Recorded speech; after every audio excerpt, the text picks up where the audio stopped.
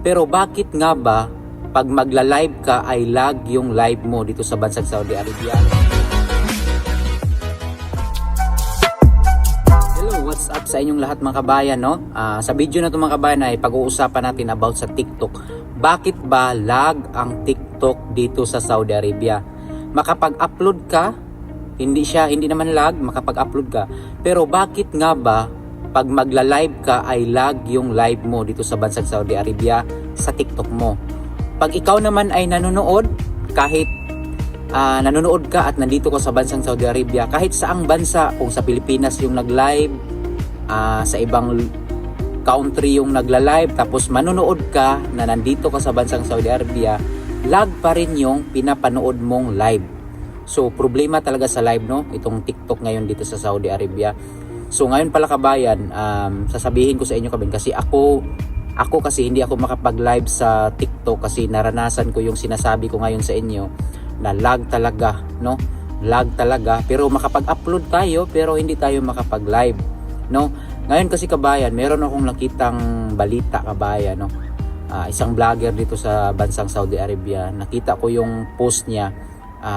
Kaya pala na hindi tayo makapag-live kabayan dahil pala sa mga telecom company kabayan, telecom company, tinanggal pala yung TikTok kabayan, TikTok, free TikTok.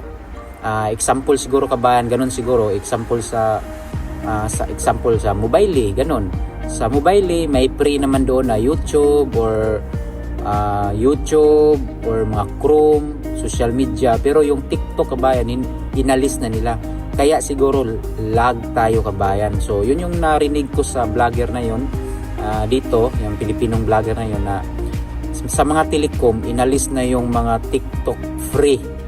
So kaya naglo-loading yung natin, yung TikTok natin, no? So yun kabayan, kaya pala hindi tayo makapag-live kahit anong restart, kahit anong wifi, kahit anong lakas ng wifi natin, kahit anong delete natin ng ating mga data, kung ano-ano man yung dinidelete natin, talagang ganun talaga, hindi siya mawawala.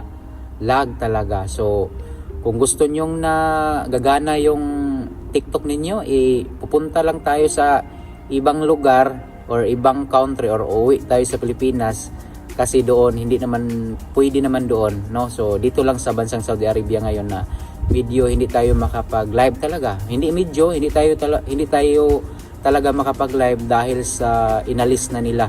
So nakita ko lang ito sa kung hindi ako nagkakamali, nakita ko lang sa vlog ni kabayan na inalis yung TikTok sa kanilang mga promo sa kanilang mga telecom company dito.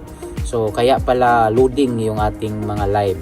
Kahit anong gawin ko, kumunik ako sa wifi, wala, nagdi-data ako, kumunik ako sa ibang wifi, kumunik ako sa ibang mga data na mga kasamahan ko, wala pa rin. So ngayon pala, yun pala ang dahilan kabayan. So yun lang kabayan. So sana maging okay ang TikTok pagdating ng panahon. So antay-antay lang tayo, baka maging okay. Or kung gusto niyo makapag-live, meron namang makauwi tayo sa Pilipinas, makapag-live tayo sa TikTok. So yun lang kabayan, maraming salamat, ang ingat kayo lagi.